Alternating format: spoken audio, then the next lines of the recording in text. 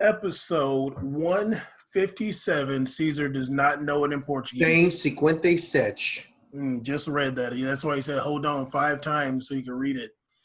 Even though I don't even think you can read Portuguese. But anyway, episode 157. I don't even know what crazy name we're going to have for this. I've been thinking of names for this episode for the past 3 days, but they just keep on getting... You've been waiting for this episode. Yeah, they keep getting more and more heinous as the days go by. You just keep going down this dark path as days go by. Yeah, hopefully it's something at least a little bit respectable by the time this comes out. Today is June 17th, Wednesday, episode 157. Please believe that we made a podcast for 3+ years. We have never, ever missed a week of uploading. 3 years and running. We've uploaded a new episode every single week. And some weeks more than one. Best believe it. That's insane. Although I guess the pandemic's over, Caesar and I are still doing remote episodes, which is fine for now. Huh? Is it over? No, you want this? You don't want to be doing in-person ones. Well, you don't believe in hand sanitizer, so I'm sure. But yeah, we got a lot to talk about today. So much to talk about. We will start off. We made a podcast used to not be a recap show. But then it became a recap show. But it's still not a recap show, though. But it wasn't a recap show. But since we did the best recaps, we would start off with the recaps. But we're still not a recap show. But we were not a recap show. This ain't a highlight show. But No. But the recaps are the best. Yes. So what we had been doing is starting off, if it was Champions League week, we would start off with the recaps. And then the other weeks, maybe not. Whereas in before, we would never start off with recaps, even though the recaps were the best. Now, we got plenty of recaps today. I think I watched. Please, God. What? How many are you going to do today? I mean, I'm not going to hella recap them, but I do got bars from them. I watched 5 games since we last recorded, I think. Mostly La Liga, but I did watch City versus Arsenal today too. David Luiz, you should take his Brazilian passport after today. I heard. It was rough. I mean, every couple of years he does something like this. This is true. But it is weird. It's weird because I still kind of like him. You're so forgiving. Yeah. He was part of the biggest destruction of Brazilian soccer history, and it's only been literally downhill since that day. It hasn't gotten better. Y'all did win Copa America, barely. Not with him back there. Okay, but yeah. On the team? Yeah, we got hella recap. But we're going to start off talking about Bein Sports. Then we're going to do some recaps. Maybe Bein will come up during the recaps. We're going to talk about a little bit more about what's going on in the world. There's been some players and different people speaking about racism and different things. While we're talking about Bein, and this is not going to be nothing nice. We're going to talk about other football networks and stuff like that, and people doing their thing. Maybe we'll talk about Trump, what he had to say about U.S. soccer, even though I don't really care that much. Mm-hmm. Talk about Champions League and MLS, they're getting the way they're going to do things set up. Little player news, and yeah. Let's get into it. I mean, Caesar is distracted. Caesar's reading anime news or something like that, MMA news. Google's ever since the games restarted, Google's been kind of glitchy on when they post the stuff online. I just wanted to see a breakdown of the cards from the game I watched. But cards as in UFC fights? Or? Yellow card, yellow and red cards. This dude's so cap. Oh, okay, there it is. Wait, 3-8. The hell? The Caesar's over here making a haberdashery. No, you know why? Because the game was today, right? 6-17. I mean, the game was last weekend or this weekend, right? But Google doesn't update the game doesn't update the time the game aired. It has the original date the game was supposed to happen. So it shows that the game was supposed to be March 8th, but the game wasn't played on March 8th. I don't know what's going on with your computer, but you need to step your game up, sir. It's on Google.com. I don't know what you're on Bein. Anyway, let's get this episode started, yo. So, obviously, since the end of May, we've been. I mean, Caesar, you ready? Because I don't know, you seem still distracted, sir. Do your little speech. I mean, because damn, dog, I want you here with me. You know what I'm saying? You're the emotional one, so I need to talk, and then you feel what I'm saying, and then you can get into it, even though you're just reading Joe Rogan podcast notes. That's like really not a thing I'm doing, but go ahead. Okay, thank you. I'm mad by that, but go ahead. there we go. There we go. Oh, you win. You're still reading stuff, so that's what kind of cheap ass glass is that? Can y'all watch on YouTube, see this cheap ass glass Caesar got? This is definitely from Big Lots. Oh yes, sir. Probably stole it during the looting. I didn't. Okay. All right, even though Caesar's still going to just read while I talk, but okay. So end of May, world on fire. Figuratively and literally in a lot of ways.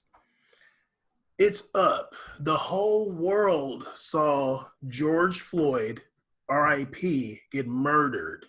We all saw it. The whole world saw that. And the whole world spoke out. The whole world. I mean, there was so much pressure on the world that all these corporations came out and like had to make a statement. Like everything. I mean, I just heard today that Target is going to make Juneteenth a paid holiday. And Target was one of the first places that was looted and burned and stuff. I have a question. What day is Juneteenth? We'll talk about that later. Your black card is revoked, but we'll talk about it. But it's okay. I'm confused by that. Actually, it's okay because slavery ended way later where you're from. Yeah, and I wasn't born here, so I don't know what the hell Juneteenth means. What? Okay. Chill out with the what the hell. Please chill out, sir. I won't get into that right now, but if you remind me, before you do this, are you just spraying the AK at everybody? Like, if yes, I say something, I get the clip too. You are in the crossfire right now. I'm on your team, Caesar. You're in the crossfire. You go, and you're already banishing me along with the rest of the people. You throwing me in with Bein? Am I a Bein correspondent now? Caesar, you are in the crossfire too. You know, when I start spraying, everybody can get it. I'm on your team, dog. No, I don't care. I don't trust you. So we saw everything from YouTube to Spotify to EA Sports, or I don't know if it was EA Sports or like FIFA. You turn on FIFA and it says Black Lives Matter. Overall, everything. You can't even think of an organization or a corporation or an entity that did not respond to what was going on in the world in regards to racism and or police brutality. Like at the very least they would do is put a black square on their Instagram. Like that was the least anybody could do. And if maybe you want to do a little bit more, you'll talk about racism. Maybe you're not really bold enough to talk about police brutality. Yeah. But like at the very least, people are talking about racism in these times, in the past, like 2 weeks plus. And I got to sit here and see I'm going to say the one dedicated soccer network. I guess there's Goal TV. I've never seen it. And I could have sworn, I thought they went out of business, but they only show like Uruguay and Portugal. I thought Goal TV was a subsidiary of Fox. I don't know, but like, we're just going to talk about Bein as the one dedicated soccer network in America that at least has like a major league, La Liga. They got Messi and whatever. Argentina. Huh? They got like Libertadores, stuff like that. Yeah. They got some stuff going on. And I just was waiting every day to see if there would be like a segment or just some kind of acknowledgement of what was going on in the world. And I don't know like what like triggered it to me to like actually get upset. I don't remember like what it was, but maybe I was like looking on their YouTube and stuff, and like just kind of like looking at sports bursts and like looking on their Instagram and like, well, actually no, because I tweeted them asking like, hey, do you guys want to, if you guys want to have a, talk about what's going on in the world, we made a podcast is available. We have internet. We got Zoom accounts. We do. And there was no response to that, which is fine. Like, that's okay. But I'm like, okay, well, like, I don't know if they saw those tweets or not. But if they did and ignored it, then hopefully that means you're doing something to talk about what's going on in the world today, since everybody else is. And if you didn't see it, then I'm expecting you to have something to offer when it comes to what's going on in the world. And let me say this, not individual personalities on Bein, like Eric or George or whoever, or Drake Cordero. I'm not talking about their individual Twitters or Instagrams. I'm talking about Bein Sports. Just like Spotify and all these other people and ESPN and Fox and whoever else had something to say, I'm looking at Bein Sports. And literally there's nothing. And usually with me and Caesar, usually we don't talk about stuff we're going to talk about on the episodes. Like, we don't do that usually. I mean, actually, like, we won't talk about games mostly. But, like, I mean, we had a phone call the other day, and, like, I'm sure I was going off way more than you were. But, I mean, eventually I got you to join in because I just kept on saying ridiculous things. But I'm just like, soccer, this is the most racist sport in the world. It is. Like, you can say that with no doubt. This is the most popular sport in the world, and it is maybe the one sport that, like, racism is, like, accepted. And not saying that everybody's okay with it, but, like, it happens so much, and it's, like, such a popular part of the sport that is basically accepted. There's never been any instance, like, over the years where there was like, oh, there's racism and then there's not. Like, there's racism, we'll talk about it for a day, and it continues every single game in some way, shape, or fashion. We've had players come out and say they get racially abused every single game. Not just Italy, not just Russia. Homeboy from Crystal Palace, Wilfred Zaha said that. Wilfred Zaha played in England his whole career. He said that. So we're talking about the most racist sport in the world, the sport we love, and Bein Sports ain't got nothing to say. Is that noise for me or you? Do you hear that? It's me. It's out in the street. Okay, it's fine. It's fine. I was just couldn't tell if it was like wind or something. So. Like, we've already called out Bein for ignoring racism. I was like, when the whole Lukaku thing happened, most recently when he was getting the most audible monkey chants, like, I even think the dude who was recording with his cell phone, he was like, probably didn't hope everybody heard it. Like, we all heard the monkey chants, and these fools at Bein literally just never covered it. Like, everybody's talking about it. Every single football entity is talking about Lukaku just went to Inter, he got the monkey chance, and everybody heard it. Everybody's talking about it, but Bein chose to ignore it. Mm-hmm.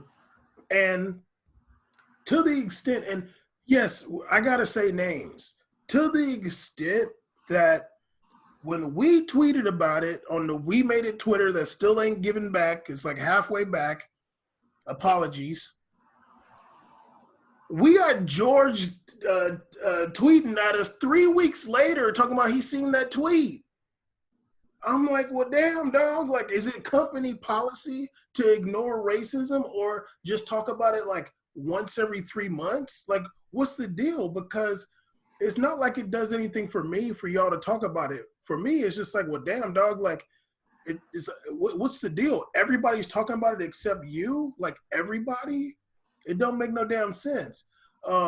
Even the whole thing, what was the thing that happened with, like, it was like a Chelsea Tottenham with Rudiger or something like that, and you said that because you watched the game, you said the announcer was even saying, like, wow, I can't. Yeah, the announcer was like, this is absurd. Like, this kind of stuff is like, there's no place in this for this. They're saying like there's no place for this. This is ridiculous. Like it was such a big deal. Everybody's talking about it. Everybody on the field, people on the field are reacting. It was like weird. The cameraman's like panning weird. It was really weird. I remember that weekend they're showing the game, the highlights from that game on Bein, and just chose to leave that part out. And I'm like, what's the deal? That was like the biggest thing about the game. Yeah, nobody cares about Tottenham Chelsea when somebody's getting called the N-word and monkey chants on the field. Yeah, nobody cares. Like that's not like, unless you're a Premier League show, then like you can talk about, but like Bein covering that, like they could like literally talk about how whatever the game was, but the biggest point was the monkey chants. That was like the biggest discussion. That it was not like a rumor on Twitter. Like the announcer talked about it in the match. Caesar, I bet you either they ignored it or they didn't even know that. And I'm like, if you don't even know that, why are you covering this game? No, they know, but like it's just like not important. I'm glad. I've like talked about it so much that I'm like my thoughts are not really coherent and I'm kind of all over the place. But I'm glad that you talked about the NBC, the games that we get here, the Premier League, the EPL games, because EPL started back today. Yeah. And I didn't watch Aston Villa versus Sheffield, but I did notice that they got Black Lives Matter on the back of their shirts. For the Aston Villa versus Sheffield United match. Oh, I didn't know that's dope. Oh, yeah. And I literally only saw one thing about Bein. That was a Boomerang kneeling. That's the only thing I've seen today. Oh, we're going to get into all that. We're going to get into all that. Trust me. I haven't seen it. So you'll have a live reaction. I got you, dog. Trust me. Don't even, just rock with your boy right now. You're going to get the clip, too. It's just stupid. Aston Villa Sheffield had Black Lives Matter on the shirts. No name. Black Lives Matter and a number. Big ass game today. City versus Arsenal, same thing. And before the match, they got a whole thing talking about Black Lives Matter, like talking about like racial unity and stuff. They're showing it in the match, like before the match starts. They're showing it at the end. Pep Guardiola is saying Black Lives Matter. I got emotional. They're both games, Aston Villa and Sheffield, and City versus Arsenal, they're kneeling before the match with the fist up. Kevin De Bruyne sitting up there with the fist up because he plays for Belgium, but it's all black players, blackest being the Hazard brothers. And the blacker of them being Thorgan. And it's like, yo, there's so much. Like they're in City versus Arsenal also playing Black Lives Matter and a number. And the people that talk before the matches, they're talking about it. During the match, they're talking about it. The announcer dudes are talking about, for the Black Lives Matter movement, talking about Raheem Sterling, what he was doing, talking about Marcus Rashford. Hold on. Talking about Marcus Rashford, talking about Raheem Sterling, talking about specifically Raheem Sterling. These are the announcer dudes during the match saying, Raheem Sterling is putting pressure to get more black coaches and black people upper management. They're talking about it during the match. They're saying Black Lives Matter during the match. This is the biggest league in the world. During the water break, somebody got injured, but then they just use it for the water break time, like the cooling break. They're re-showing them taking the knee. They're re-showing that. That's really dope. They're really putting all this energy right now. This is NBC Sports Network. Yo, and they're doing all this, and we can't get one word from Bein. One word. Not even a corny statement.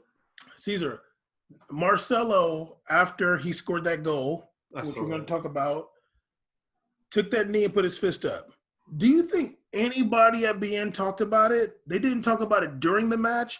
When they did the highlights after, they did not talk about him taking that knee. Why not? They did not did not bring it up. Why not? That's not cool. They literally did not bring it up. I'm watching. Not even live or even after? No. Are they just ignoring it? Yes. Oh, that's not real. That's not fucking cool at all. now he's talking about Marcelo. Now he's turned up. That's the only black person I care about. Not even me, of De course. Bruyne. Are you giving De Bruyne a black card? Yeah. We're claiming him now? Yeah. All right, I'm down. Whatever. We need more soldiers than ever. Yeah, because we ain't got none in Bein. No, Bein is zeroed out. Like, okay, so on Monday, I'm all over the place. Please bear with me. I'm going to talk about Sasha Kleshtin in a second. Quick. Go ahead. On the Serie A match, they didn't mention it, but they said this match is happening while there's a lot of political things going on. That's what they said. Mm-hmm. And they're like kind of just in summary saying like it's good that like we're just focusing on what's going on here in this pitch. Like they're saying there's a lot of political things going on, but they're just focused on like we're just gonna focus on the pitch. That's what they said. But they didn't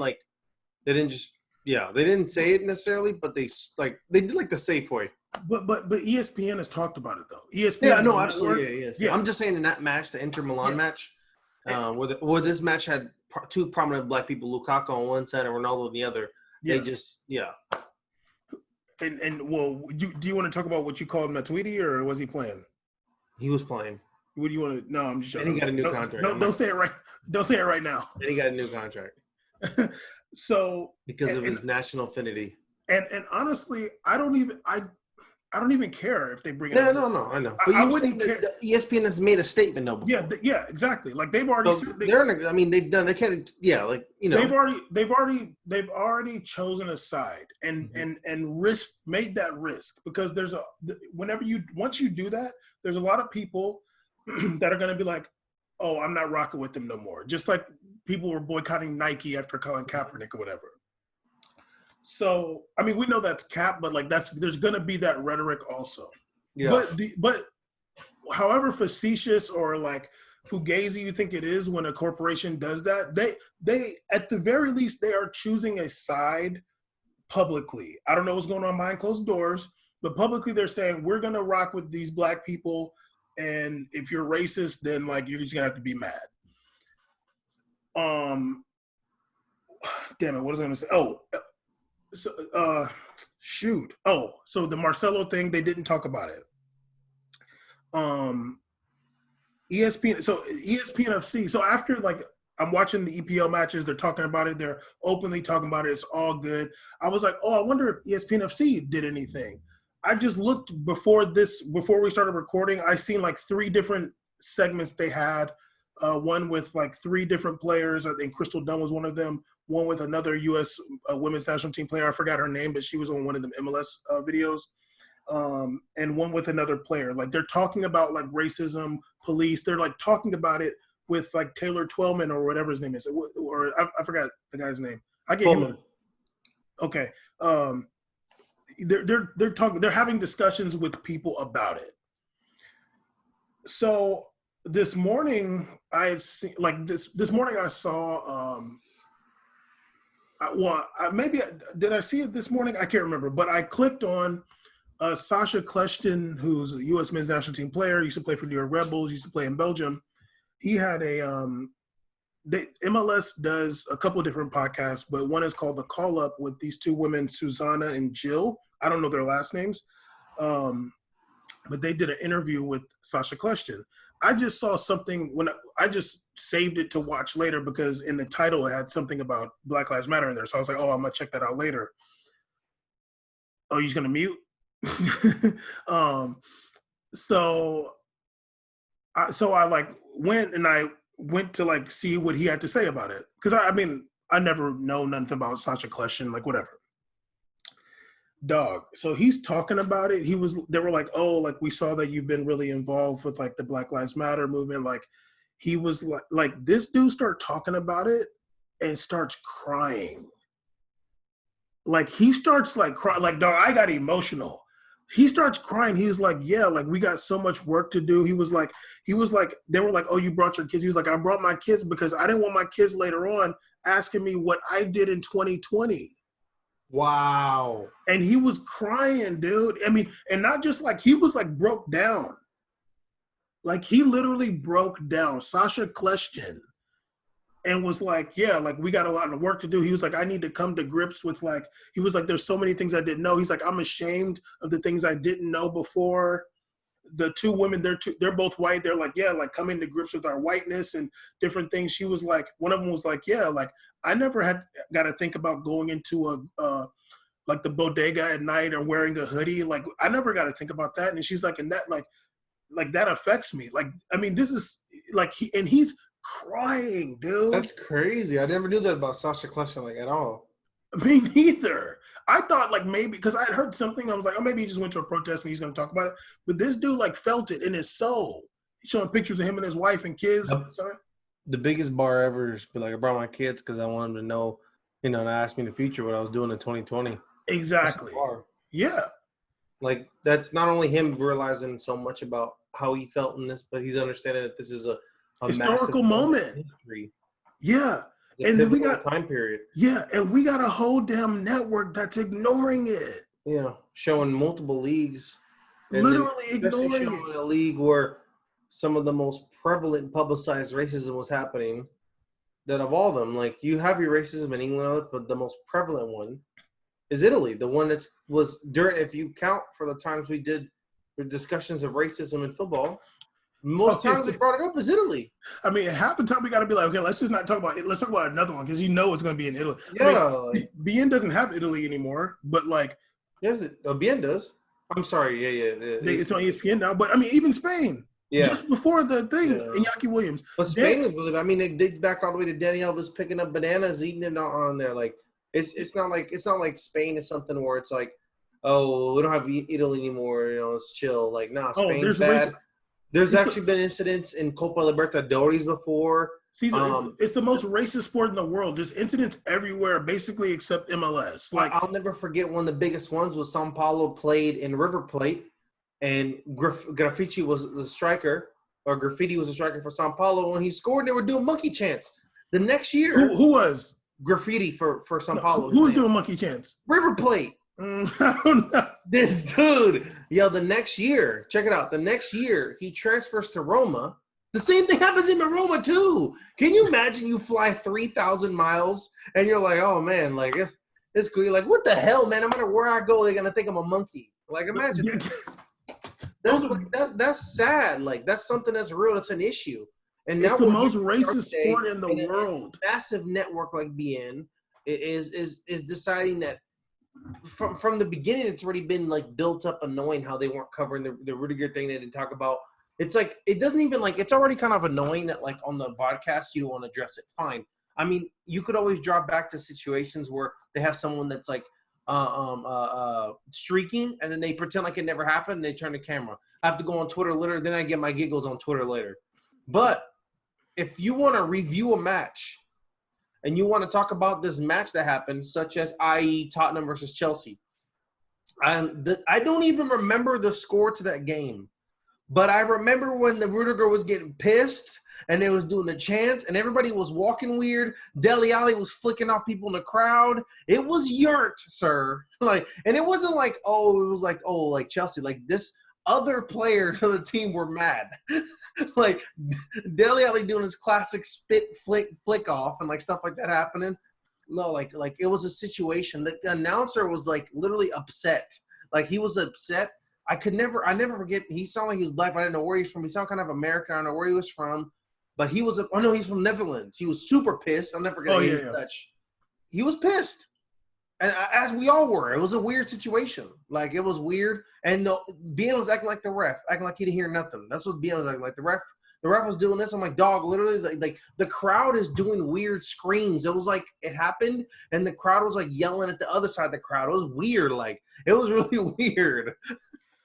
Not weird enough for Bein to say anything. Obviously. No, it was definitely not. Even today, today being Wednesday, June 17th, there were La Liga matches, but there's also the restart of EPL. And there's a one bum game, Aston Villa versus Sheffield United. And then there's a big game, City versus Arsenal. Nobody care about the other one. I forgot. I would honestly, like, ever since the Instagram story where Bein was added and they saw it, I still got the screenshot. ever since then, I'm like, okay, you're on notice. Just do something. Say something. Say I mean, they something. don't get a bunch of notifications. Other posts don't get more than 2,000 likes. Like, Just they're say not, something. they're not crazy popping where they don't see this stuff. So it's like, I'm not gonna like pretend like you skimmed through 3 million ads. Yeah, they saw the Instagram story. They probably saw the one today too. I'll look in a second. I was like, okay, maybe today. Like, and honestly, Caesar, I'm gonna keep it real with you. If they said something today, they would have been off the hook a lot. No, and it sounded like it. The way you were talking about checking today, it sounded like to me like you're like, look, before I go on today, like, if you're like, you said you're gonna listen to what they say on Express, Everything. everything. I was like, I was like, at least he's a kind person. He's like, let me just like give them a chance. Maybe they had to. Maybe this was the straw that broke the camel's back. They saw the ad on Instagram. They went to the meeting. They said, look, do you see this mention? We can't have this. What are we gonna do, George? That was supposed to happen. All right. Literally, the ad said they continue to ignore Black lives. They saw it, and they were like, "Yeah." Like, yeah, what? Who cares? I'm assuming that's what happened. I feel like if you don't do the latter, then I'm just assuming you're like, "Yeah, we're gonna keep ignoring, buddy." Yeah, we don't care. Yeah, we seen George Floyd die. Whatever. We've seen everybody protesting for weeks on end around the world. It's like, to me, it's like almost as egregious as like, oh, so you can acknowledge that like coronavirus is stopping these games from being like this, but Black Lives Matter is going on and you pretend like it never happened. So the coronavirus, what are they playing right now? Are they just like doing these scrimmages for fun? Do you not believe that's real? Maybe because you're from Hollywood, Florida, you don't believe this. Like, you don't think it's real. Like, it's literally. They can talk about the pandemic all day. Literally, they could have did what they did on ESPN, where the guy was just like, which I'll get into and later I do my notes. It was the weirdest game I ever watched in history, not because of the game, but because of the commentary issues. The beginning, there was a protest. The commentary was English. I'm assuming it was like an ESPN UK broadcast that was showing this, that was reviewing this Italy game, and they were like just saying it's a political thing. So they weren't even on the American crew. It was the European crew talking, and they were just like, it's a lot going on right now. You know, it's a political issue. Like, that's even like fine. Like, you're making some safe statement because your company was shareholders, blah, blah, blah. I get it. Like, I'm not asking you to come out here, Bein, and change your logo to black or wave a flag or do anything. If you at least on a broadcast, even in the past, acknowledge that there's racial tensions happening in this league, along with what's happening today, then we're good. Like, it just doesn't make any sense to just. They could have said a one-line tag at the end of Express and been like, just it goes without saying, but here at Bein Sports, with our diverse background, we stand with people of all colors, especially the Black community. What's going on? Boom. Or just say like anything. That's a sentence I gave you. I gave you a sentence. Just say, here at Bein, we believe that Black Lives Matter. That's it. They could have said, here, Bein, we don't believe in like racism. Boom, cool. Like, all right, that's it. Sure. We're good. That's 4 words. Yeah. 5 words. All right. Yeah. And honestly, it's just like, dude, what's the deal? Every single entity is talking about it except for you, and it's just egregious at this point. Like, I don't expect a lot, but like,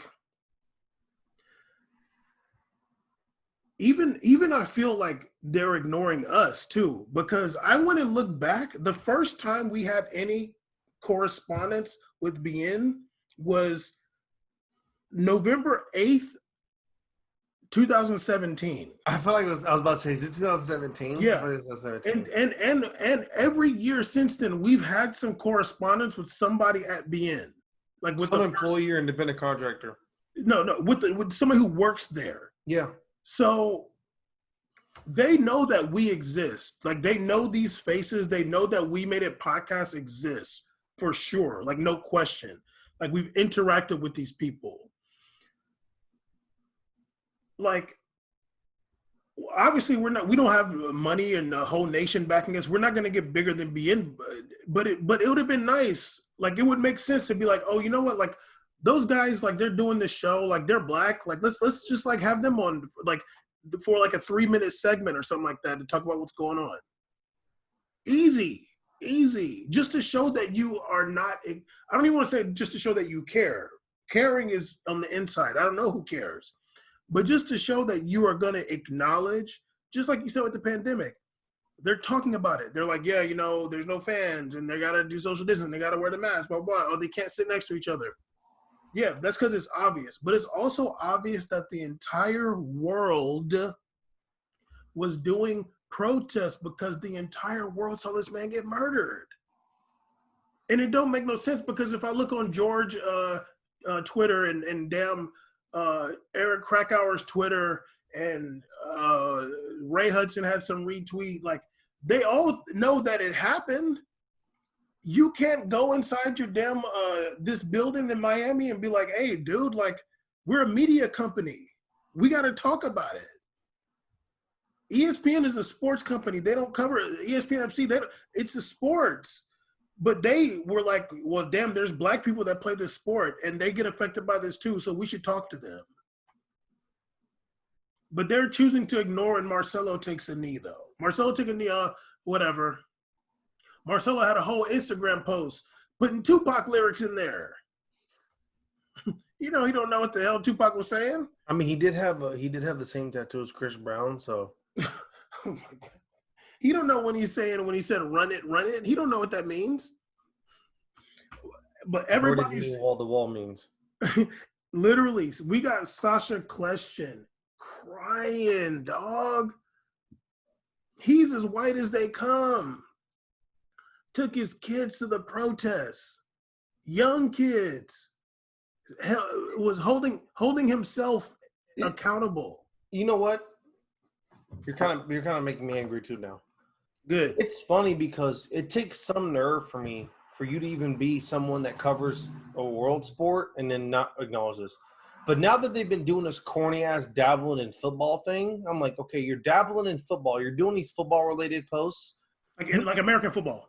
You have the nerve to post about Colin Kaepernick and the Chargers and you still don't say shit. Honestly, you should be banned from that. If you want to even pretend like this ain't happening, the most egregious thing to me is to post about NFL because now you're already talking about the most popular sport in North America. And then it's about Colin Kaepernick and you're posting what the Chargers quote said about him. Like the black Chargers coach. Yes. So what are you really doing out here? But you don't got no statement. No statement as an organization. Is it racist? Is Bein Sports racist? Do they not care about black people? I mean, they even posted about why Kaepernick was suspended. Yeah, like you even talked about him in 2016 season. It seems like you're able to Google things on Wikipedia, so it's like, are you not able to acknowledge what's happening live? Caesar, that article is probably not even their original article. No, it's probably not. Probably they just like post their stamps on it. But still, like, come on now. No, it's ridiculous, and it's like. I don't like, okay, there's only been a couple of times where I'm like, damn, like, how do you not talk about Lukaku with the monkey chest? Everybody's talking about it. But it's not like every single time there's something racist, I feel like they got to talk about it. That's absolutely not the case. And there has been some things that happened that they did talk about. I remember when, I forgot what incident it was, but, I can't remember when it was, but like they were still doing the locker room at that time. And I like wrote down what everybody said and how long they talked about it. I didn't feel like it was enough, but they did talk about it. I remember Ray Hudson saying, oh, we got to hit him hard. We got to hit him hard. And then I remember George saying something about like, oh, they shouldn't walk off the pitch because Jackie Robinson, whatever.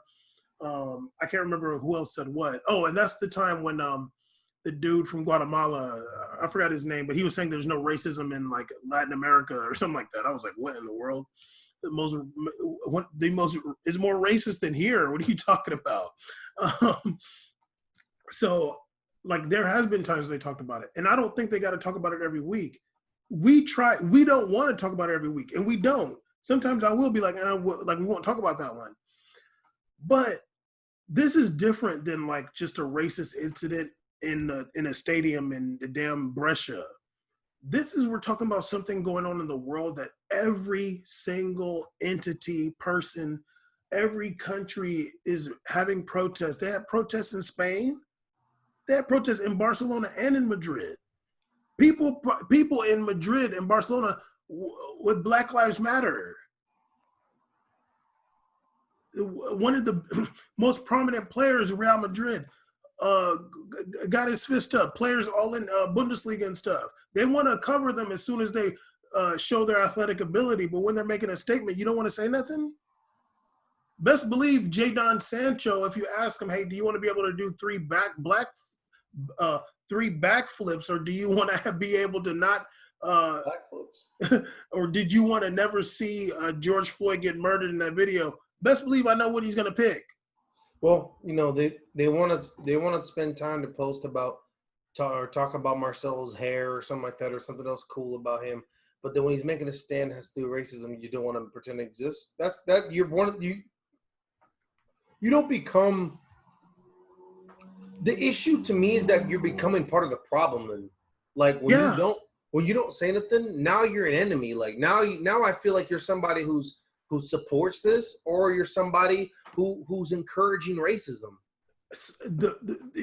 Go to the protest. You're gonna see plenty of signs that say "silence equals violence." Yeah.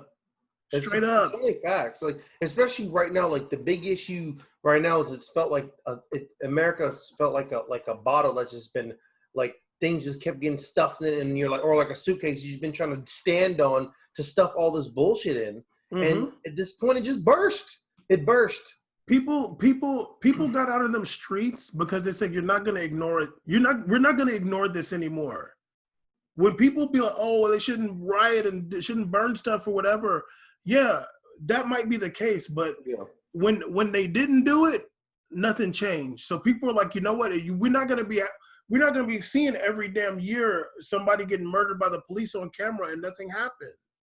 Yeah, and then people went and said something, and there's been changes that's happened. Yeah, actually, people talking about some real changes. Big changes.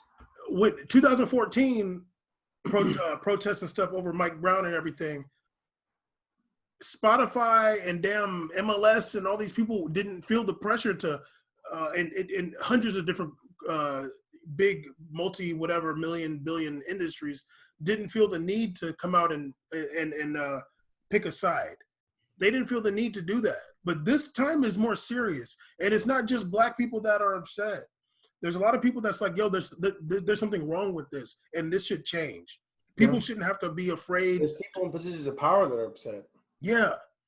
And all of this, Bein has the audacity to ignore it. The audacity. I said on that damn Instagram story, you ought to be ashamed of yourself. You literally ought to be ashamed. I don't know how you could wake up in the morning, go there every day, call yourself somebody that cares about things, and be like, I don't know who the director, whoever the hell, the CEO, and be like, look, dude, like we need to talk about it. We got to talk about it. We have to talk about it. The part that makes me sad was like when I first started watching Bein, I thought it was really cool that they had people, of different backgrounds, stuff like that, talking about sports. Like I thought it was cool that they had like George and he was doing the accents for the Brazilians and stuff like that and like pronouncing them correctly. I thought that was like respectable in terms of like that's showing like you respect these nations and what's going on. That's a big respect for me. A lot of American stuff or shows when they do like a World Cup broadcast, they F up all the enunciations and it's like and stuff like that. I'm like that's disrespectful. Like at least especially we're doing some kind of national worldwide thing, just show a little bit, a little bit of research done, a little bit of appreciation for people for them to pronounce it correctly. I thought that was cool. But as time goes by and things happen like this, it's like this is the stuff that is actually more crucial to me, more critical. This is what really matters to me. What matters to me is like you have offices on this soil in this country. You know what's going on. There's been plenty of protests in Florida itself. In Miami. There's no way nobody who even worked there had went home and not seen one sign. Yeah, they probably was in it. I bet you their offices had cardboard on it during the looting. Like you never know. So the thing is like you can't have all that. Come into the studio and act like this is like some kind of safe space where the world doesn't exist. No, you're literally broadcasting what's called the world sport. This is the sport of the world. Everybody else can think they have something. Cricket and rugby and wrestling and basketball, what the hell, or Olympics can all feel like they have a big place in the world in history, or even when it comes to like Greek sport, whatever, in history and Olympics. But soccer is the biggest in the world, It has probably 218 countries. Probably every single country has at least a league, if not 200 of them. It's ridiculous. Okay, there's some kind of form of soccer happening everywhere in the world, and that's why it's the most that's why the most racism happens in this sport, because it's all over the world. So when you don't make statements, when you don't take a stance, you don't fall in line, and you don't agree with us, it's like, what are you even doing here? Your silence is literally compliance. Like you're down for it, and that's sad. Yeah, it's like not a big deal, and I'm just like, there's no bigger deal. Like this is the biggest right now. Yeah, this is the biggest thing going on, and it's not me saying that. It's everybody else. It's MLS has their media is doing it. ESPN. They're not even like NBC. full steam right now. Like literally, their YouTube content is full of like random workout videos with a bunch of who's and what's I've never seen in my damn life. I didn't even know. I'm like, they're doing a hashtag Bein fit. I'm like, when did this become a thing? Like, whoever tweeted hashtag Bein fit or whatever. Like, I've never done that in my life. You're still trying to show me goddamn Major League Wrestling. Like I give a damn. It's not like this is like your full steam right now. Your whole entire broadcasting situation was crippled. I'm sure a ton of staff got laid off during all this. So you have the time and space, and you have the opportunity. And it's funny because I don't ever want to hear, because a couple years ago they started losing all the broadcasting rights for all this stuff. I don't want to ever hear them complain about, like whatever, like having issues broadcasting and showing stuff. No, it was your own choice. You've had opportunities to, even if they made a stance on this, that you could say it's controversial because some people fall in line with this, some people are on the other side, right? When you don't say anything, I feel like you stand opposed to it. You're opposed to the Black Lives Matter movement. When you don't talk about it, I feel like you're opposed to what Sterling says. You're opposed to all of them are talking about speak up, talk all this. Even Rashi, he's talking all this. I feel like when you don't say nothing, you don't agree with that. So you're the enemy, you're against them. Yeah. So you must not believe what they're doing is right. And that's what it feels like until you say otherwise, especially when it's not like we're pressing them and the protest just happened on Monday. Bam, it's been 2 weeks. Plus. 2 weeks, bam. Bam, it's been, I mean, like, there's already, even the most aggressive part has died down. It was so turned up that people got tired of being turned up. Like, you literally watched the nation get exhausted. Yeah. Because I've never seen them go this hard. They were going so hard for so long that the damn National Guard got called in. It's the biggest protest movement in American history. Literally. People talk about LA riots. That was nothing in scale to this. This is that was LA riots. This is a nationwide thing that happened. Absolutely. So from something that happened in Minneapolis, there was riots in New York, Long Beach, Los Angeles, San Francisco, Belgium, Florida. It was happening all over the place. New Zealand, all over the place. It was going down. And all these corporations came out and said and said, look, we believe Black Lives Matter. At least Roger Goodell said, Goodell, who has been out going, putting people like Pac-Man, trying to put them in prison for the longest, who's been the most wildly controversial commissioner of the biggest sport in the nation. I love some soccer, but it's not bigger than the football here. Football here is life. There's the passion they have in Italy and England for soccer is going on here in the South with soccer or about football here. They got more passion for high school football than they do for soccer in Italy. Up.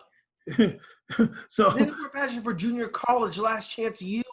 They go harder in last chance U for these college football games in what is it, like Nebraska or Kansas, wherever they play, than do for any MLS match ever. Yeah. So it's dead serious. Yeah, and you're telling me that all this went on and you just said, no, let's just talk about somebody's haircut. Literally, if you even go, like, if you're a channel and you whatever, I mean, there's some type of like interest in clicking like seeing what's trending, because you want to talk about things that are trending because it's going to give you click, it's going to give you views.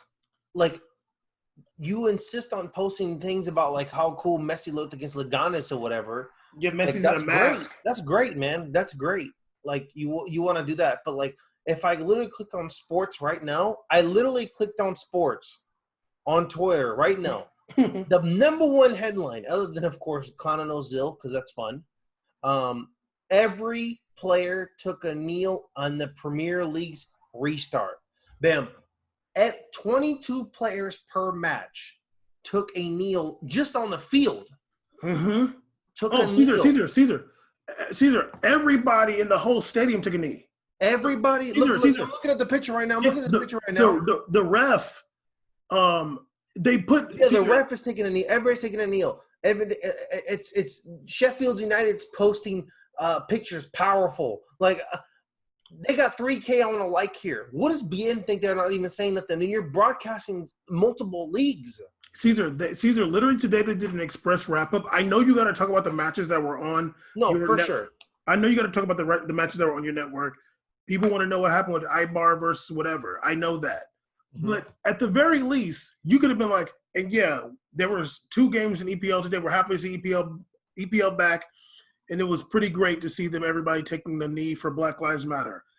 I ain't seen not one person that Bein say them 3 words even. Caesar, those 3 words are not even controversial for real anymore. No, they're not. That's not even a big deal to say that now.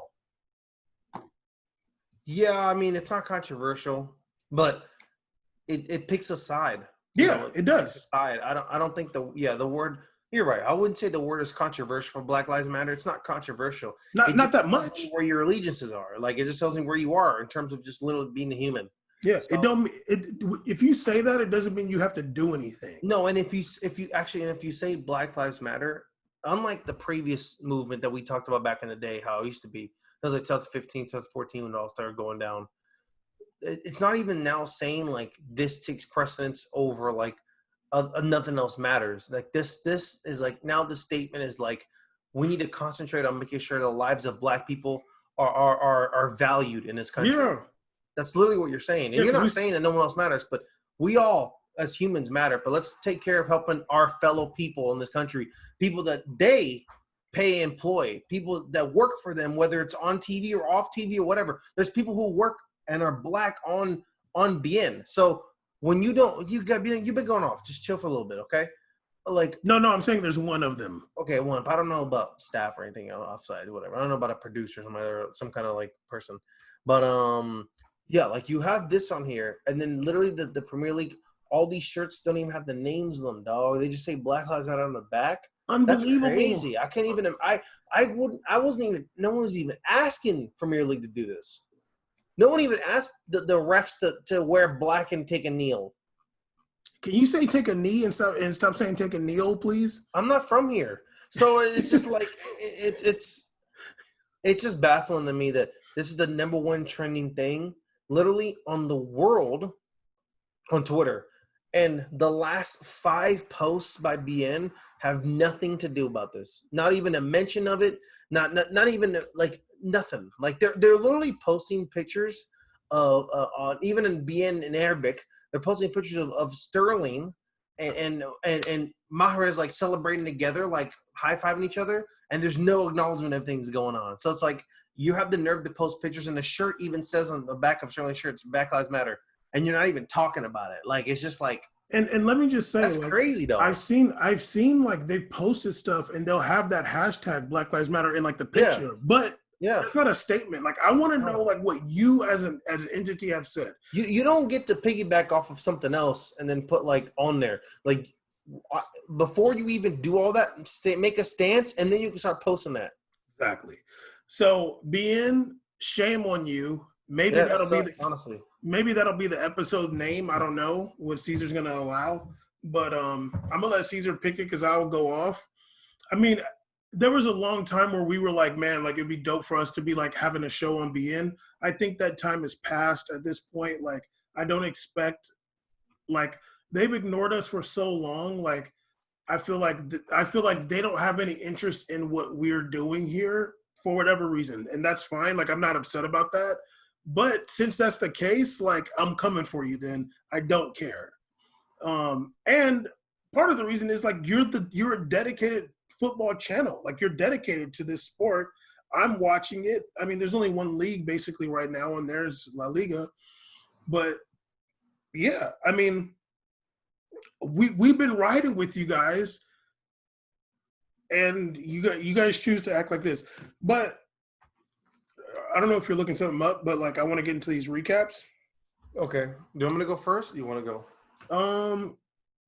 Go ahead. Yeah, because I'm just gonna run through these things. I got some trackers and some information, but Okay. yeah, go ahead. And like I said earlier, they're confused here. I'm telling you, they're confused. I'm looking again. It says Serie A March 8th, 20th is this match. It didn't happen March 8th. It happened this weekend.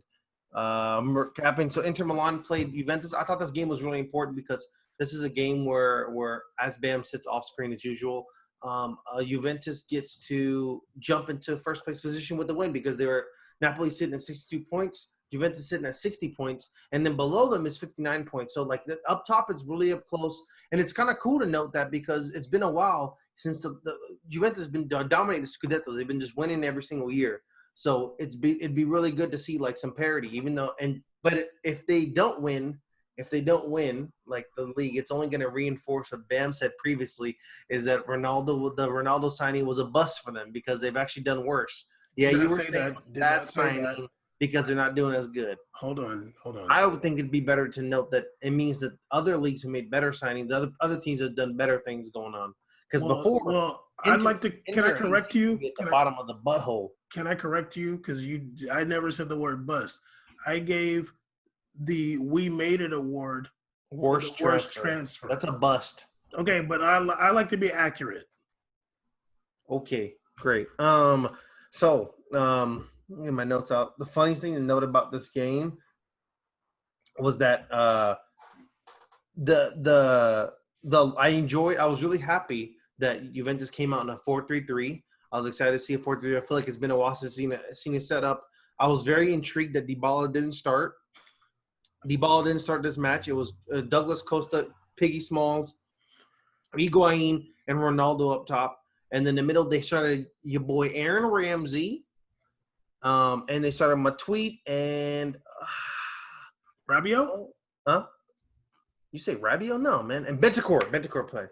And then the back line, they had right back Cuadrado, Bonucci, De Ligt, whatever his name is, Sandro, and then the goalkeeper nobody cares about. So I thought that was interesting. Also to know, I didn't know that Ashley Young is over at Inter. I don't know why I didn't know that.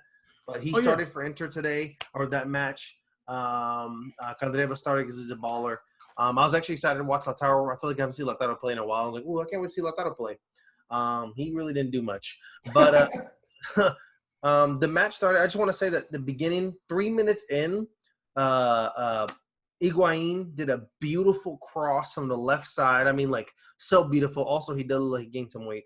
Did a beautiful cross from the left side over across the middle. And Douglas Costa, rather than just, a nice chest put down, a header, decides to 1 foot volley a cross that was maybe a 30-yard cross. It's super far, high trajectory, and he whiffed it so hard it must have went off his ankle bone. Like, it couldn't even touch his foot. Like, it was so bad, and I was mad he didn't react. He acted like nothing happened. I'm like, dog, we all seen that. Like, it was bad. You're doing that and you haven't even practiced for real. I feel like you haven't broken a sweat in practice yet to be doing that. So that was mad. Ronaldo was furious. It was hilarious. He did his classic thing, you know what I mean? Like, and I felt it. I was like, I agree. Like, you should definitely, like, if they subbed him out right there, that'd be dope. That was really interesting that the commentating crew, which confused me, was the English commentating crew. I was like, that's weird. I'm like, I wonder why they have the English commentating crew, and like, where's the guys from here? What is it? Is it Bonetti? Is that the guy from? Oh yeah. I was expecting to hear their annoying voices, but they weren't in today. The match also, this was important thing to know. Inter Milan, I thought, was actually going to have the advantage in this match because I know that they had like a scrimmage with Ludogorets or something like that previously. They had a scrimmage, and Juventus had 0 scrimmages. They've only been playing with each other. So I was like, they played a Coppa Italia match today, right? No, they played one before too. It was I think it was against Milan. It was 0-0, but they won on away goals. Okay, yeah. Okay. Well, they looked rough. This team looked rough. Everybody looked pretty, like, you could tell, like, just and it sucks because Ronaldo was going to hit a Serie A record. Can hit a Serie A record with the goal today. He'd have the most goals in consecutive matches since one of my favorite and only Argentinian striker I've ever liked, Gabriel Batistuta, AS Roma legend. I loved me some Batistuta. Such a good player. He has the most consecutive goals in a Serie A match. I believe it's 16 matches. And Ronaldo's about to hit that too. Obviously, I already gave it away. He did not. So, the match started I kid you not, between the third minute and halftime was the most boring stretch of soccer I've ever seen. And what makes it worse is, like, Serie A is not particularly always exciting. Yeah. It's so much worse without fans. It's crazy. Like, it's so bad, dude. It's so bad without fans. This is the first time I've watched a non-fan sport game of anything. Like, and I'm like, this is rough right now. Like, they need fans there just to, like, at least, like, they say some races to be turned. Like, there's nothing going on here. It's so boring. There's nothing going on. You don't hear that? You don't hear Ronaldo that? They were talking about Ronaldo's kid having braids or whatever, braiding his hair, something like that. Yeah, because Ronaldo posted a picture with his son with braids. And they only confirmed me and Bam already talked about his son. So, and only confirmed what I know. about his mom? Yeah, the kid had the braids. I'm like, it looks natural. So I gotta look this up. You gonna look it up on Instagram? I was like, wow, look at this dude. Yeah, keep talking. His son's birthday today. That was really funny though. It was reaction. Yo. Brother Junior, Brother Junior's out there rolling hard. So he probably went to the protest and came watch his dad play after. Anyway, so match was extremely boring. So unfortunately, the only exciting thing happened was around the 30th minute, 29th minute. I'm watching the match, and the screen goes green-red. The broadcast goes green-red, and all of a sudden, Bonetti starts talking. And the commentating crew completely changes. They're like a whole different commentating crew talking. Bonetti and the other dude, I don't know, the American guy who I hate from ESPN. I hate that dude. He did like the World Cup stuff, and he was there when Taylor Twellman was going off on the U.S. national team. Yeah. I hate that guy. He's like the yes man of the century. He was there. I'm like, all right, well, I guess we're just switching the commentary crew. It's cool. And then, of course, as I noted here, they did say in the match about there's political stuff going on. Like, you just say, like, Black Lives Matter protest. You have to say political. It's not really political. Someone just gets killed by a police officer. They flipped. And then in the middle of the screen, like, okay, like, this is the screen, right, of the game? Like right here is like a hashtag this big the whole time. They had a hashtag stuck on a screen for 60 minutes.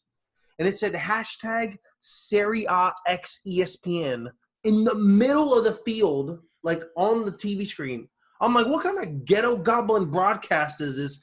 Is it that bare bones right now in Connecticut where you can't get one dude to push the X button on the screen? Is it this rough in Connecticut right now where you can't just fix this? They're not even on lockdown over there. So I was super over it. It was annoying that this on screen, and like it wasn't. I thought it was just like, oh, it's whatever. I refreshed my browser, still up there, and it was up there during replays. Everything, they just wouldn't leave the screen during advertisements. It was just there the whole time. I'm like, this is just the pinnacle of cheap. I don't know what's going on here. So it wasn't even like ESPN the Ocho. It was on ESPN. So it was rough. 55-minute. There was discussion. I thought it'd be interesting. I thought it was interesting that he started Ramsey in this match. And it was also something I want to talk about too. Do you think that Juventus has too many midfielders? Probably, yeah. But I saw something about Aaron Ramsey saying that he actually prefers to play a little bit further away from goal. He's always been kind of a floater. Like he's never been like he's been more Camish than not at Arsenal.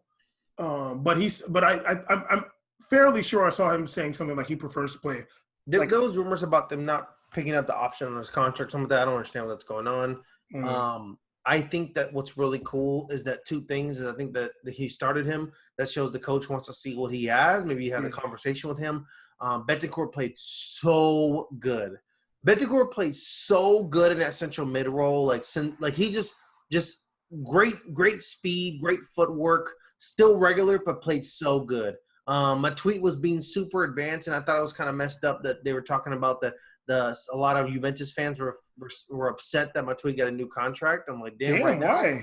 Why? You know why Juventus did felt that way. So, they probably know that, he plays for France, which is kind of whack.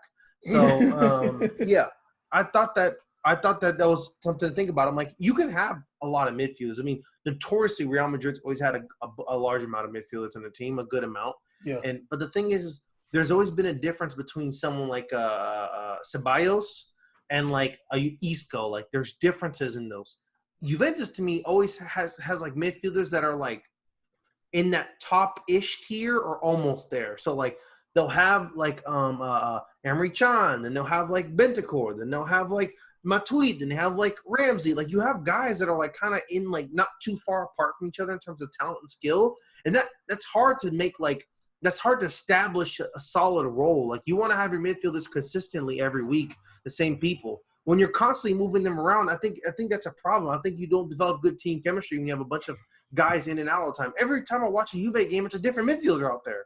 I'm like, damn, like, do you not have the same lineup? Like, I can say what I'm about Real Madrid, but it's always the same dude. Cruz is out there. It's a Modric. It's the same guys all the time.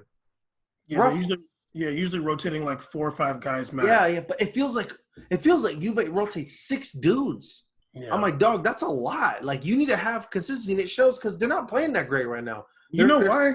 They're supposed to be 80 points, not 60 points. You know why? I don't care what you're saying. So, yeah. So 55-minute mark after the snooze fest of the century. Ramsey took a nice. Ramsey scored a shot off of a Ronaldo shot. So Ronaldo shot it.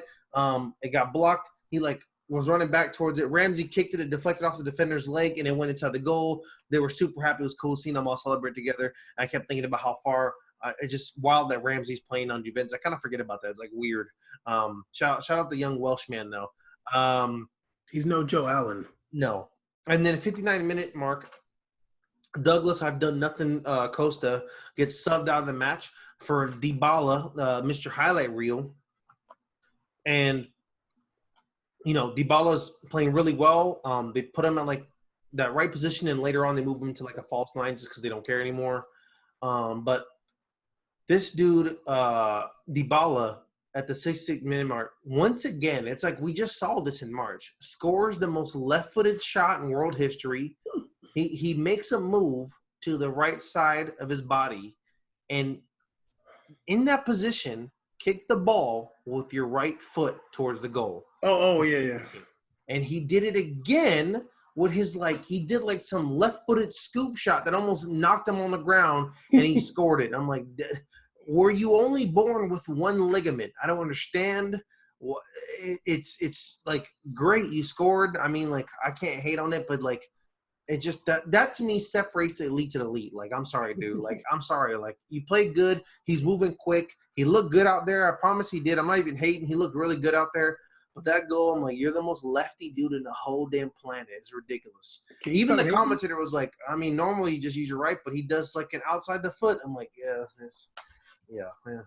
he just doesn't know how to use the other foot. Scored, which it literally took him 9 minutes, something to do that Douglas Costa does 3 times a year. So that was good to see him score. I'm about tired of Douglas Costa. I really am. I'm about tired of it. I've been the number one defender of him. You're 31 now. I'm over it, B. I'm done. The moment you had to shine for me was when you were in Copa America and you had the tissue mouth in your mouth and you're running around full speed with your mouth bleeding. I was like, damn, you're a true athlete. We ain't seen no progress since then. He's been the same dude, if not worse. He's lazy. He really is. I'm over it. Yeah, I think he's not motivated. So, yeah, I mean, he's good. If you want to pay $10 million for him to come off the bench, fine. That's a good bench player. Cuadrado played just so good at fullback. I mean, he played so good, and it's crazy to me. The best thing in me I'll say about him, you can say his skill moves are good. You can even say that it's impressive how good his tackling the defense is. I think the shape he's in is phenomenal because unlike Alexandro and unlike maybe I say Bastoni or Skinner or whatever the hell other team, Inter Milan, but Cuadrado was literally as end-to-end as it gets. He was making cross plays deep. Like, he was making overlapping runs around Ronaldo on the offensive side and then tracking all the way back and playing defense at the 90th and didn't get subbed out. This is the 90th minute. Like, he didn't get subbed out of this match. He's like 31 or something, too. Like the man is a phenomenal athlete. Like super props to him. Like, honestly. And also, I'm incorrect. He did get subbed out. And I just remembered who he got subbed out for because there was discussion about it. They were subbed out for one of our other favorite Italian players. Bernardeschi came in the game. Young Berna came in the game. And it was a thing to note that I thought it's also another thing cool that about Bernardeschi. I like that Sarri is still giving him opportunities. You know, there's been like this weight on seeing where Bernardeschi is. You know the talent he has.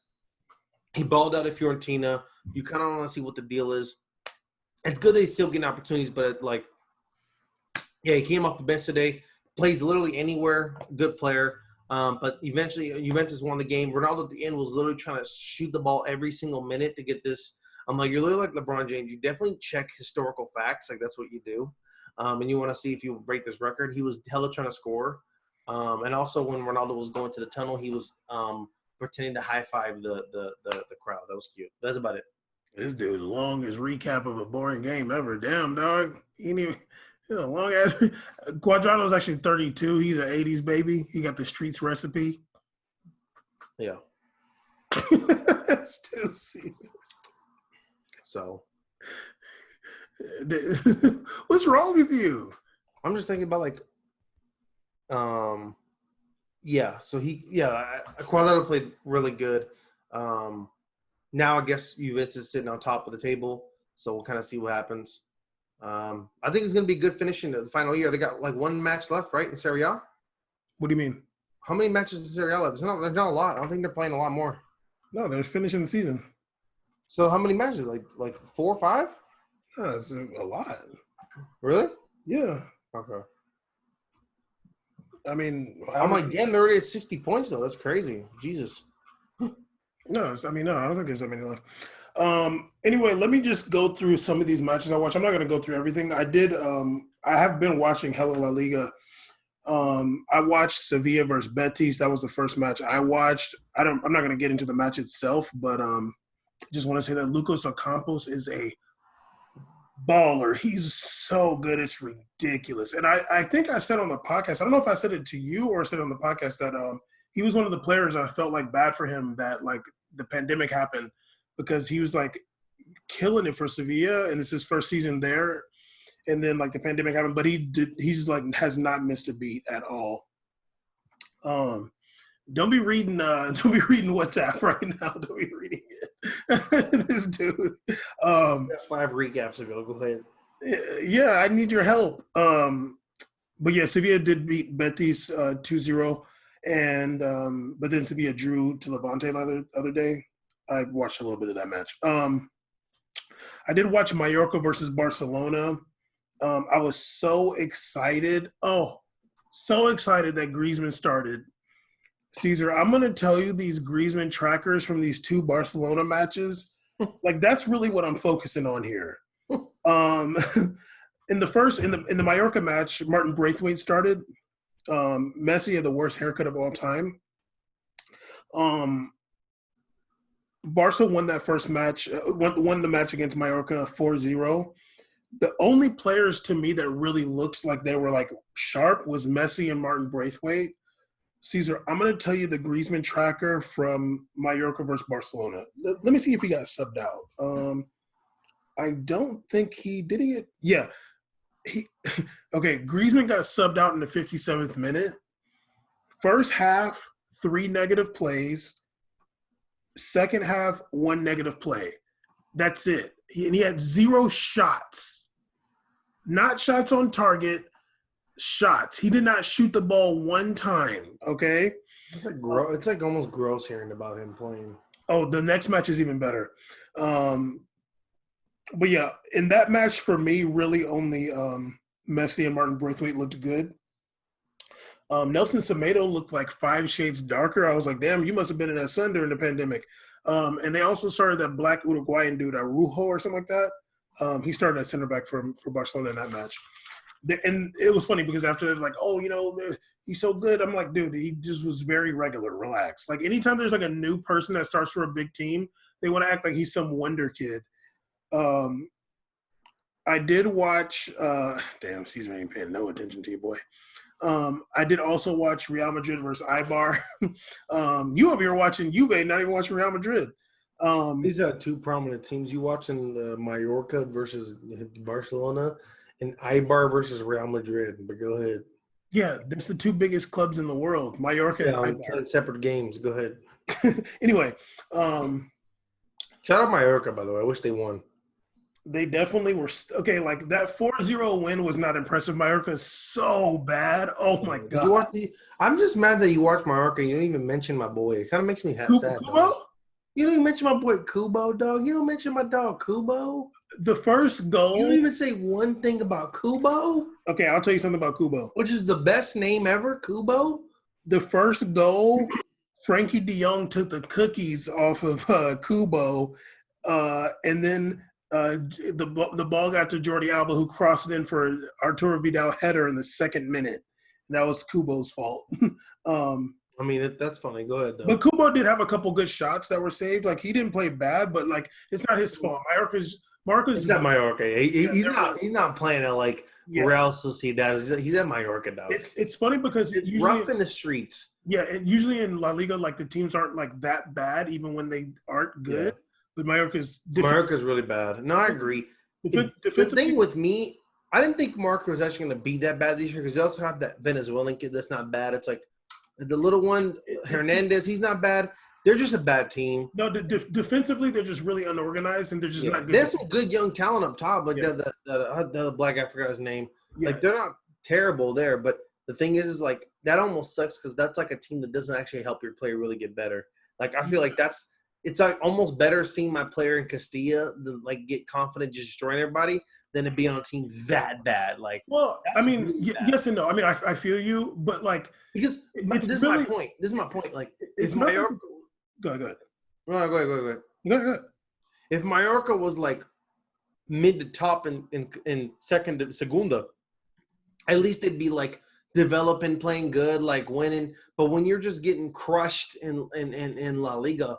Like, that's rough. That's why someone like Odegaard is, his development is even better. That the team is also doing pretty good as well too. Like it coincides your development when you're doing good and the team's doing good too. It just depends. It depends on the mentality of the player because True. I agree. Yeah. But Mallorca, it's just defensively, they just are unorganized and they just don't have that talent in the back line. That's really like all the goals is just like, damn, you can tell like.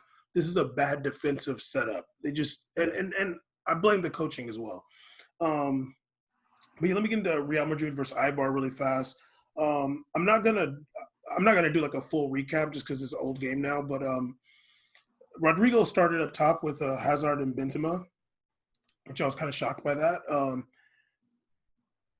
It didn't take long for me to be able to say that on the low, Vinicius Jr. is better than Rodrigo, and I think we've said that before. On the low. Like, huh?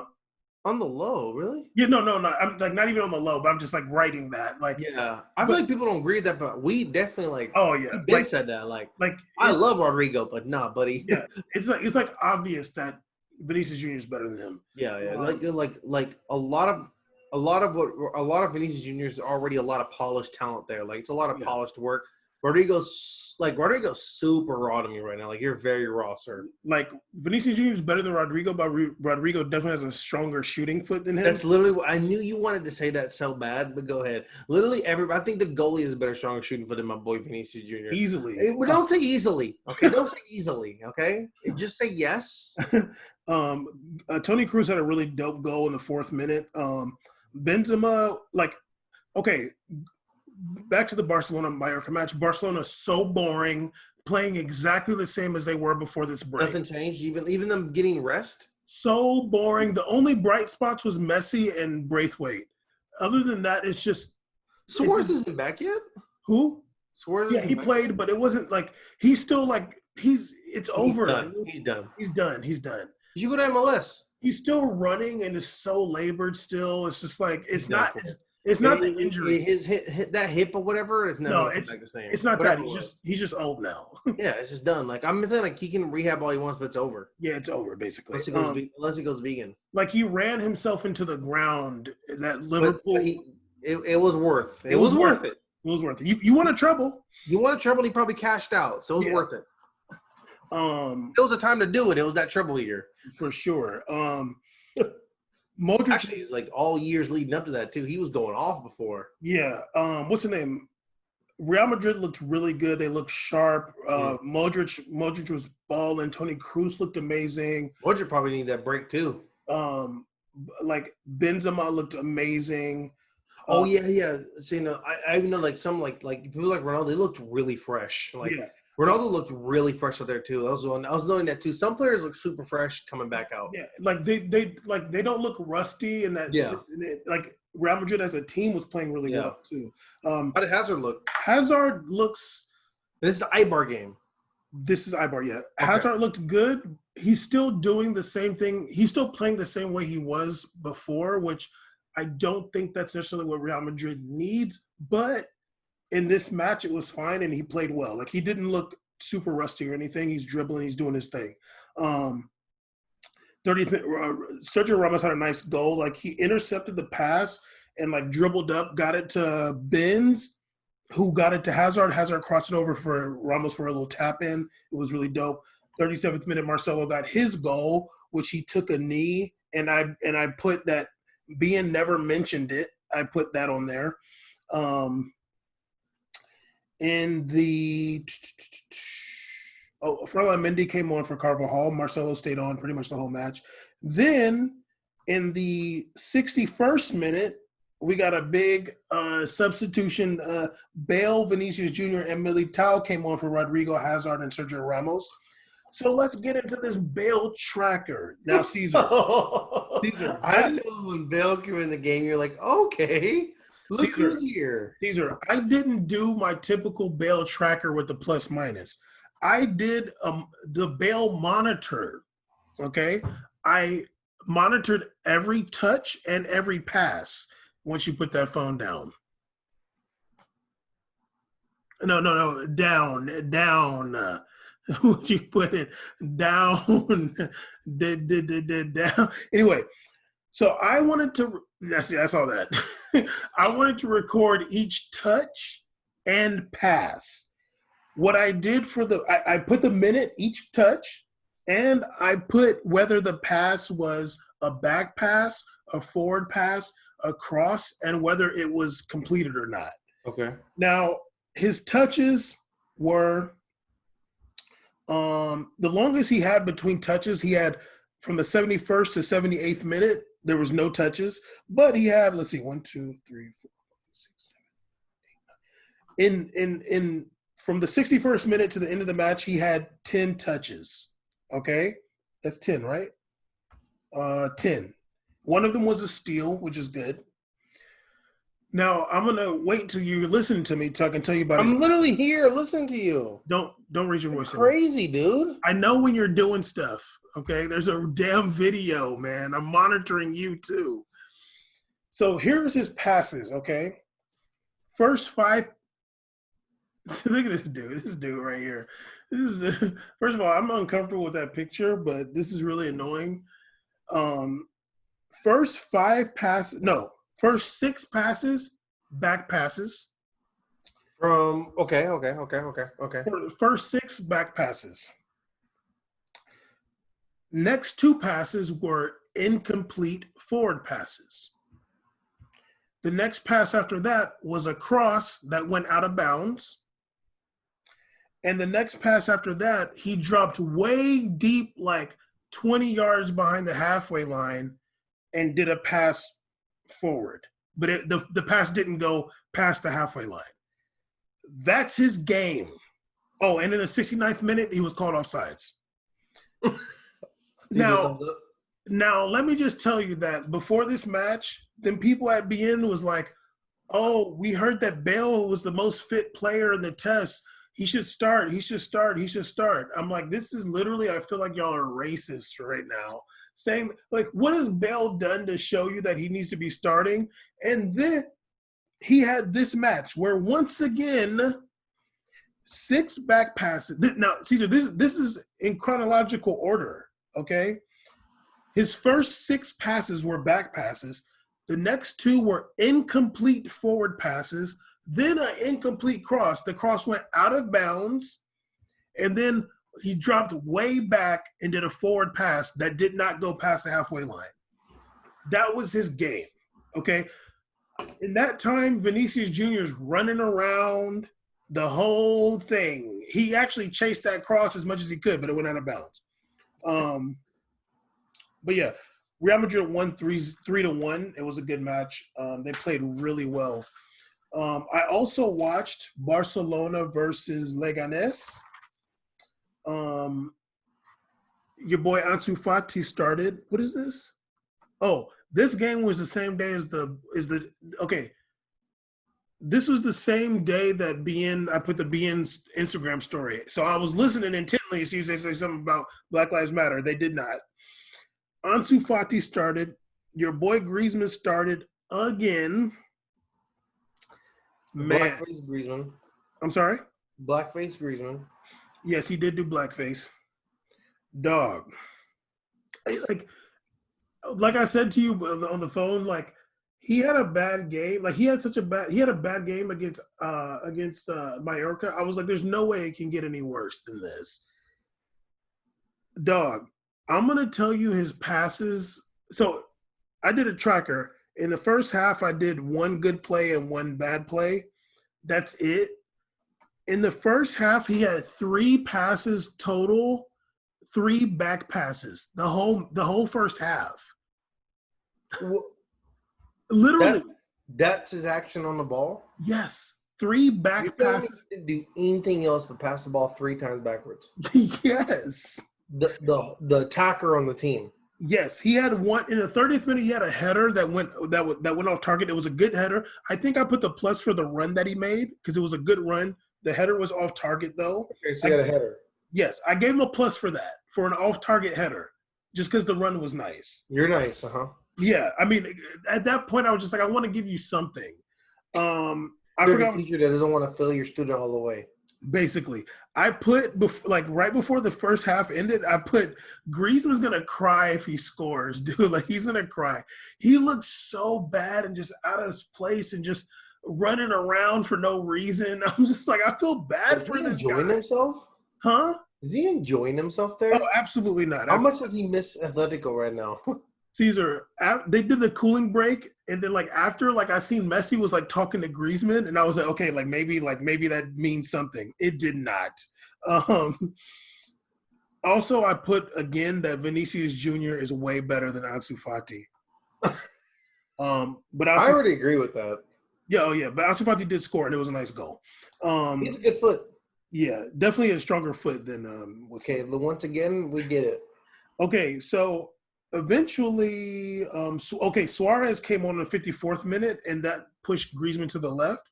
He definitely got more involved. He had way more passes playing out wide to the left. Weird. There was a goal. Who is this Griezmann guy that's enjoying being super wide passing it? Oh no, he didn't enjoy it. He didn't enjoy it, but he just got involved more. It's so weird, man. What $150 million do for you? Seriously. He got a goal in the 64th minute. It was a nice tap in from a Semedo cross. It was a nice run by Semedo, and Griezmann got the tap in. It was a nice goal. Oh, but it was called offsides. I was like, oh, he scored? And you're telling me this guy did better? That was a great plot twist. I'm going to give you a pump. That was a good one. That really got me. I was like, how the hell is this worse than the Mallorca game? I don't understand how you can score and play worse. Dog, Semedo was called offsides actually, which was even worse. How did the guy making the run and get called offsides? Yeah, in the second half, once again, 1 negative play and 1 good play. So bad. He had another off target header too that I was just like, Griezmann's so bad. I don't Bale and Griezmann are just literally the most worthless players imaginable. They should just go to MLS right now. That'd be great. Yeah, seriously. That'd be pretty exciting for both of them. Yeah. They're like talking about posting about like, oh, Ronaldo go to MLS. I'm like, you got to talk about them two first. Please do. At least one dude is like in a 16-goal streak. These two fools ain't done nothing. Seriously. I did watch City versus Arsenal. I watched most of it. I did like. I'm not gonna get into it too much. Your boy Luis Suarez came on in the 24th minute because Luis Suarez. Did I say Luis? I mean David Luiz. David Luiz came on in the 24th minute. What's the name? Arsenal got a couple injuries. Granit Xhaka went down in the 5th minute. I got it. Actually, there is something I want to mention about Ederson. David Luiz came in. City just played better. City had a tactic, which, like, I think it was kind of because, like, Arteta used to be, like, Pep's assistant. So I think, like, Pep knows, like, what Arteta wants to do. And he just, like, outdid him. Like, one City has better players. That sounds like the most Pep thing ever, is to, like, thug out your own Padawan. Like, literally, I think that's what happened because – Probably did. I mean, Pep is definitely that dude. Yeah. At some point, I realized what City was doing was they were keeping Guendouzi off the ball offensively. Like, was it Gundogan? I think Gundogan would kind of just, like, go and not necessarily press, but just stay in front so a center back couldn't give the ball to Guendouzi. So, like, Guendouzi did get a lot of balls and he played well, but, like, they weren't letting the play go through Guendouzi. And I'm literally like, Pep and Arteta probably talked about that before when City played Arsenal. Don't let the ball go through Guendouzi. He's too good. So make them go past the other people. These like young black dudes running around. City was just kind of like, there was a point they started putting so much pressure on the goal. They ended up scoring. 47th minute, there was a goal. All David Luiz's fault. Like, the ball came to him and he tried to clear it, but it, like, went backwards off his thigh and fell. Why does that happen to him? What is wrong with him? The ball he's like going to try to, like, stop it. It pops up off his thigh, falls to Raheem Sterling. Raheem Sterling. Why does this happen to him? What's going on here? I don't know. Then right after halftime in the 49th minute, he got a penalty called on him. He just took a bad angle on Mahrez and ended up dragging him down in the box. Got a straight red. I'm just like, oh my god. This dude, the one that got him for $3 million or free. He said something actually. He had some statements. He had some statements after. I think he was feeling bad. Poor guy. He said, I feel bad. He said it was not the team's fail. It was my fault. Oh no! Stop! Don't read it. Don't read that. It's gonna make me cry. Don't do that. He's like a really nice guy. Damn, yeah, he was. I think of like what happened in the PSG when this dude Luis Suarez was breaking him off some serious during treble year, and then I think about the World Cup, and then during the World Cup, Germany was breaking him off some serious. Yeah, he did. I mean, it was sad what he was saying, but I mean, was like. I didn't expect Arsenal to win this match after maybe 35 minutes. I was like, this is all City. But let me tell you what happened in the game ended 3-0. Dog, okay. City starting some young center back named like Eduardo Garcia or something like that. He's number 50. So they're like defending a long ball. Garcia's running with Aubameyang, I think. Ederson comes out and mollywops him. Who? His own guy, Garcia. I mean, flattens him, dog. Honestly, I feel like if you look it up, he's probably dead right now. Ederson just destroys this guy. Like, runs out and just boom. He's built like a linebacker, dude. He's a big dude. Garcia's out. He went out on a stretcher, like, wrapped up in the stretcher, too. Like, dog, the medics came out. The lady was, like, giving him mouth-to-mouth or something. Like, you think Ederson got a charge now? He got assault, battery, or what? Now, look, I put Ederson attempted murder on Garcia. Caesar, the reason I said that is because Ederson did not care. He's just like lollygagging around. He's like not even going to check on him. Like he's just like kind of just like fixing his glove. Caesar, I was like, yo, what's the deal? Danny Ceballos came and was like checking on Garcia. See if he's dead. Ederson is just like, Then like Raheem Sterling comes up to him and like kind of asking him what happened. Ederson's like I think Raheem Sterling's like asking like, oh, like where'd you hit him? Ederson's like laughing. He's kind of like, oh, I hit him here. I'm like, dog, what's the deal? Like, I don't know if they all had a hit on this guy or not. But what if on a low, this dude Garcia was just like the most piece of shit dude ever? I mean, I literally put dude might die, yo. Like Ederson, you gotta find that highlight. Ederson destroyed him. Like you always see a goalie come out and hit a guy, like that happens a lot. But like this one just looked like it was so hard, like because obviously the center, like he's not looking at Ederson, like he's looking back at the ball. So you're gonna get killed, dude. And then the announcer was like, "Yeah, I couldn't really tell if Ederson was really calling out to like that he had the ball. Like I think Ederson was like not even trying to say nothing, so the dude get out the way." Did you find it? Yeah. I want to wait for you to see the hit to your face reaction.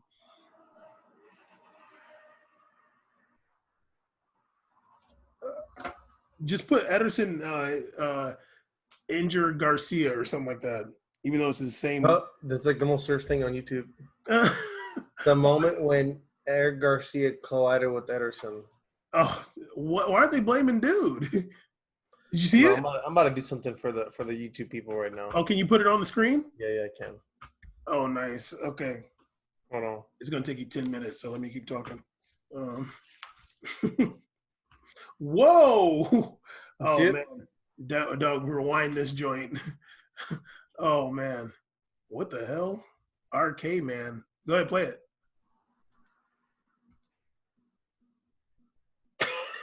Oh my god! He jumped into. He didn't even go for the ball. Oh, he did header it.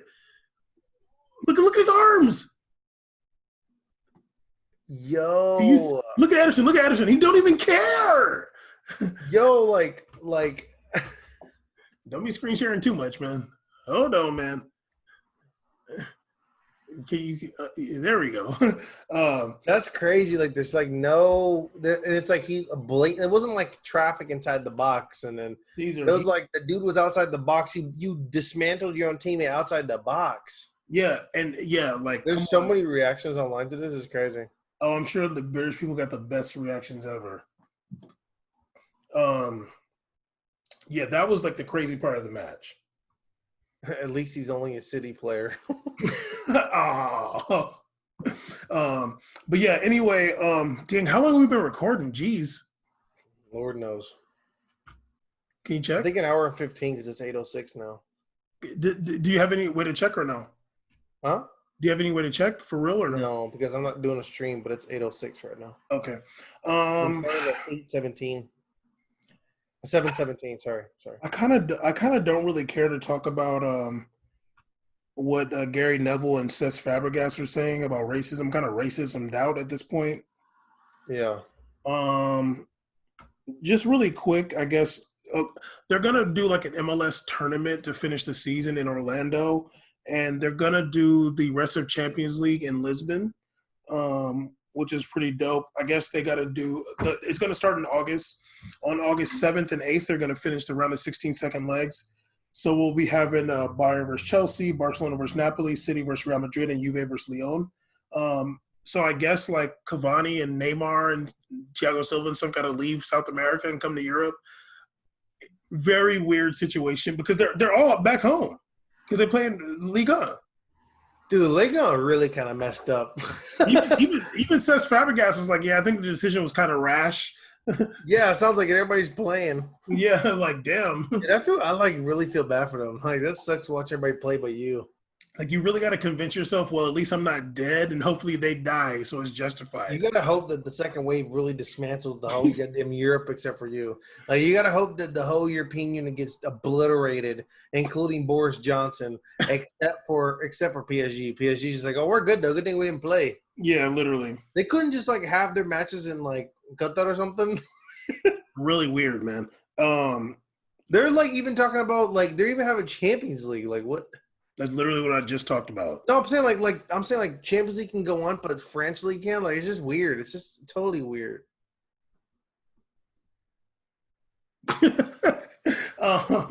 What's the name? But yeah, so they're gonna just do everything in Lisbon, which is dope. Yeah, that was the final decision because I thought they were also going to talk about England. So it's Lisbon. Mm-hmm. So thank God Portugal needs that economy. Go ahead. Dig. Also, really quick, this will be the last thing, but Dries Mertens is now the all-time leading scorer for Napoli. Hey. Do you know who? Also, all-time leading Ratch monster. But go ahead. Do you know who's the one that he beat out now? Yeah, Cavani. No. No, I'm just kidding. Maradona. No. Oh, Hamsik. Yep. Hey, don't sleep on your boy though. Yeah, he passed up. Cavani wasn't up there. He passed up Hamsik. And speaking of Cavani, him and Thiago Silva, it's pretty much been confirmed they will be leaving this summer. They will not That's be. crazy. Yeah, I mean, Cavani thing is sad, but like whatever. But like the Thiago Silva thing is crazy. Like that guy's been there a while. Yeah, I wonder where he'll go. He's been there since that Milan run with Ancelotti was when he was on Milan. Yeah, I wonder where he'll go. I wonder if he'll just go back to Italy. I can see him playing for Juve. It actually would be smart of him to go to Italy. That'd be good. Yeah, I can see him playing for Juve actually. Yeah, I don't want him to go to like Brazil or anything. Go play in Italy a little bit. Don't go to Brazil, dog. Don't do He that. probably don't even like Brazil. Yeah, I hope he don't. Like, you learned French, dog. Don't be going back there. I'm so mad at Brazil right now. What's going on? They don't deserve any players. No, they don't. Brazil's literally acting worse than anybody in the whole. They're worse than Florida. Like Brazil's so bad. Yeah. Like it's beyond stupid at this point. Brazil's the Florida of South America right now. Yeah, unfortunately, except way more deaths too. Yeah. But anyway, that's it. Spend so much time. Just know this is literally the greatest soccer podcast in history. Like I don't even care about like we're being a black show And like, the blackest. fine. Like we got 0 posts saying like listen to this black show, whatever. That's fine. We got one from Jasmine. We got one. Yeah. I meant like from other publications. No. Like no, we didn't. Even with them dudes that we talked to, fucking black birds or canaries, or how them dudes are, and all these other cool people that do these little hip black shows or whatever at soccer. Not ever loving these streets. That's cute though. I community. It's cool. But you know, like, and not to sound bitter or petty or whatever, but like. Just know that we've literally been doing this, like you said earlier, for 3 years. Plus. Like this shows the reason why I've had 3 divorces. I've never missed a week. The dedication to this is unreal because and it doesn't get weaker. Like every week it doesn't even get to the point where it's like, man, like I'm over the show. Like we even were able to get through a goddamn epidemic. We made it started off in an off season. We just did one review of Champions League final. Then we had a whole off season to get turned off doing NBA lineups and stuff like that. Crazy stuff. Then, like, think about all the stuff that's happened. We've talked about Trump election coming on here. We talked about politics and sports. We talked about the firestorms that were happening that summer and all over the place. Then we talked about the flooding that was going on. We talked about earthquakes. Then we survived the goddamn coronavirus where there was 0 seats. And now we're back, and then now we're talking about Black Lives Matter T-shirts all over. I mean, like, do I need I say more? And we're still here. Yeah. I mean, we're literally the zero market for blackness in soccer in America, and we're doing it. We're literally the flagship, not only soccer podcast in North America, literally the flagship. We've waved that flag for a soccer, American soccer show. That's what we do. We've waved that flag. But also, we're black, okay? I thought that was supposed to mean something right now. We're also black, and we're proud of it. We do a great show, and we just get no love out here. Just know that. Yeah. But when we get there, when they start calling, I'm gonna be like, well, damn. I'm gonna just put them. I'll make sure to put them DMs on scene like I was. You feel me? Damn, Eddie Johnson. Eddie Johnson. Eddie Johnson that I forgot. I was thinking about that day. I got really mad about him. I was talking to somebody about him. I was talking about like good Black American soccer players. I was like, oh yeah, Eddie Johnson. No love. Anyway, episode 157. We made a podcast. You know we're everywhere. No apologies for the smoke for being, not at all. They earned that, absolutely. Yeah. And we'll be. Yeah, many times to say something they didn't. Yeah, and we'll be here next week. We will. Oh yeah, holler.